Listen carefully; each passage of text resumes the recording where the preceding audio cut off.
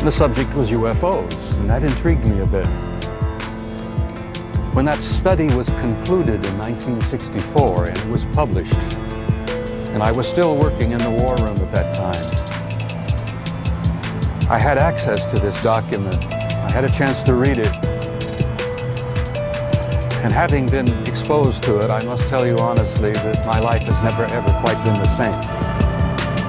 Because I read first-hand reports, verifiable NATO military material that indicated that the UFOs were not only real, but they represented something far beyond anything I had ever imagined before. When the study was concluded in '64, they concluded that there were 4 different groups apparently coming and visiting us. Out of those 4 different groups, one group looked exactly like we do, so much so that they could sit beside you in a restaurant or in an airplane or in a theater, and you'd never know. And that particular point bothered the military guys a lot. The point being that some of these people from somewhere could be walking up and down the corridors of SHAPE headquarters, or they could be walking up and down the corridors of the Pentagon. One day at lunch, a lieutenant colonel made the remark, he says, Jesus, do you realize they could even be in the White House? And there was a little forced laughter at that point, I remember, because a lot of us over the years have had some misgivings about the occupants of the White House. But the point I'm making is that the idea that aliens could be here in our midst bothered the military, because if you're not paranoid when you go into the service, you're certainly trained very quickly to be so. It's the nature of the military mind, I think, to be paranoid. But that was only part of the story. The SHAPE conclusions in '64 were that there were 4 groups that we knew of. They were apparently interplanetary. Some very likely were interstellar. They even concluded that some of them could be intergalactic. When I retired in 1976, many of our military people knew at that point that we were not simply dealing with visitations from people from other planets or star systems. They had concluded by '76 that some of these visitors very well might be multidimensional in their source. The evidence that we had collected and the evidence that they had repeatedly demonstrated to us, and that's no accident. It became very clear after a time that there was a program or a process of some kind underway, that they had demonstrated over and over and over again that they apparently were able to manipulate matter and time. Now this really shook up our scientists.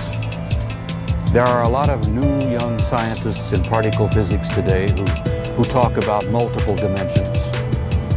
There's a brilliant young professor in New York by the name of Michio Kaku, who has written a brilliant book called Hyperspace, where they talk about 10 separate dimensions.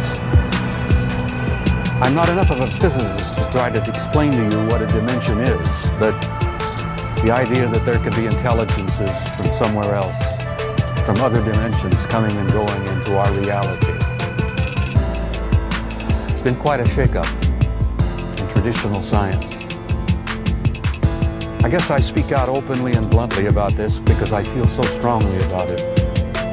I violate my security oath every time I speak about it. I do it intentionally and I do it on purpose. Because I feel so strongly that people not only have a right to know the truth, but they have a need to know the truth. The truth, Don, apparently is simply this, that we're not alone, we've never been alone. We are apparently part of an infinite universe filled with intelligent life. I find that exciting. It doesn't frighten me. The SHAPE study concluded in '64 that if they, whoever they were malevolent or hostile, that they could have taken this planet and cleaned it up and eliminated us, turned us into dog food or whatever, a long, long time ago. That the historical evidence indicates that they've been with us a long time, and I've concluded that we had what I like to call an intimate interrelationship with at least one of those groups, the group that looks exactly like we do. And that point is I don't like the word alien. I don't think the term alien is appropriate at all here. I like to refer to them as family. We're related to them.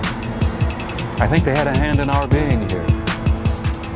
And I think the time has come where we're about to meet our extended family. It's going to be very soon, and the people are not ready. And one of the reasons I do speak out so bluntly and so openly is if in some small way I can help people get prepared for this. Because I believe that this reality, once we have accepted it and understood it and gone beyond the fear, will bring about an expansion of consciousness in the human race that will truly help us and prepare us to go out there and take our rightful place in that infinite community of life